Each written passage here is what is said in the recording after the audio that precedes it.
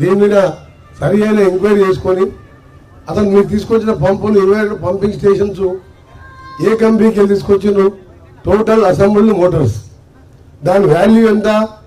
BHEL motor మా ఉదయ సముద్రం ప్రాజెక్టులో ఏఎంఆర్పీలో నేను ఫస్ట్ 99లో ఎమ్మెల్యే ఉన్నప్పుడు ఫిట్ చేపిస్తే ఇప్పటికి రిపేర్ రాలే.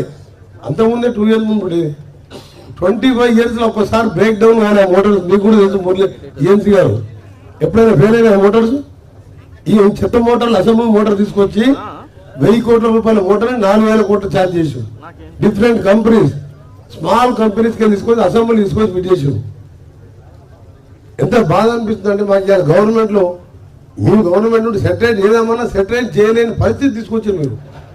అందుకని ఆనరబుల్ మినిస్టర్ రిక్వెస్ట్ చేసేది ఏంటంటే ఈ ప్రాజెక్ట్ని ఎలా చేస్తారో ఏం చేస్తారో దీన్ని ఒక ఎక్స్పర్ట్ కమిటీతో పాటు ఈ మోటార్స్ కానీ దీని మీద కానీ సీరియస్ తీసుకొని